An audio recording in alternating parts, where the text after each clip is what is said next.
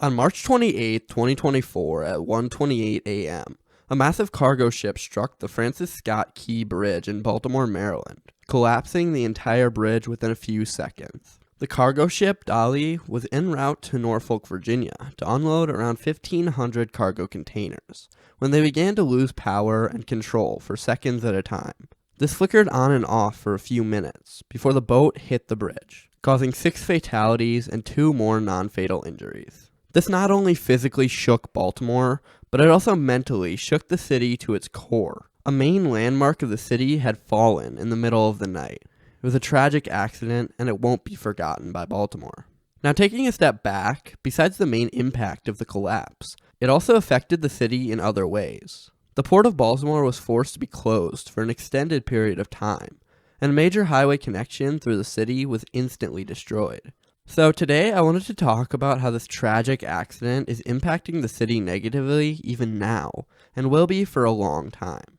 Before we continue though, please consider subscribing to the channel. We make geography content like this every week, and I'm really trying to grow the channel, so every subscriber is super helpful. So yeah, please consider hitting the button below so you don't miss any future uploads. Thank you.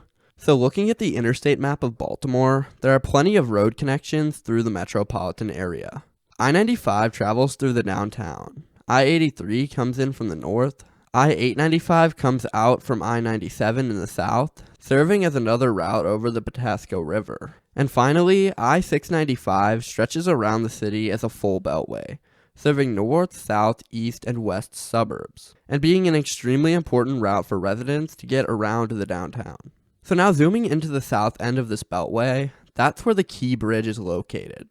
There are 3 real ways to get through the city's downtown on a freeway, that being I-95, which tunnels directly under the harbor, I-895, which also tunnels through, and I-695, which is the only bridge. So now let's go over a few pretty obvious problems with this.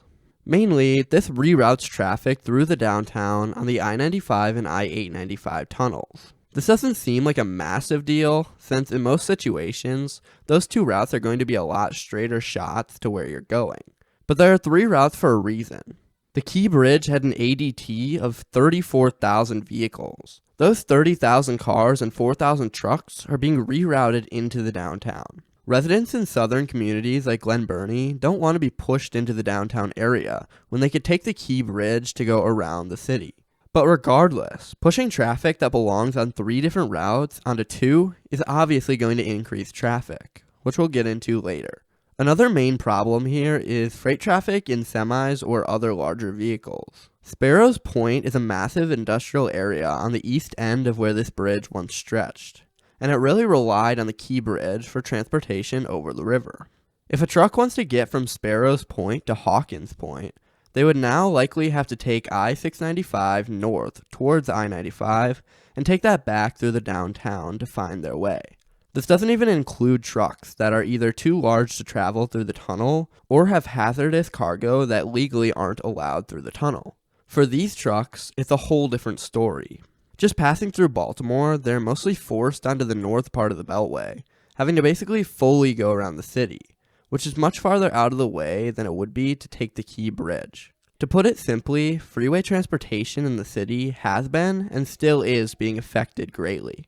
So how has this made Baltimore more dangerous? Obviously, it was a serious issue, but things are being solved. The port reopened in early June, and the bridge is slowly being rebuilt. Well, you have to really think about these traffic volumes. I know I can say there'll be increased traffic on the downtown interstates, but this is really happening.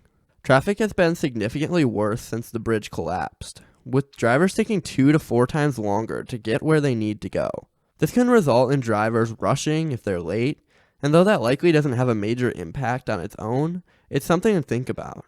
Importantly though, traffic-related crashes have increased by 29% on the alternate routes. Remember when I said there were 6 fatalities directly caused by the collapse?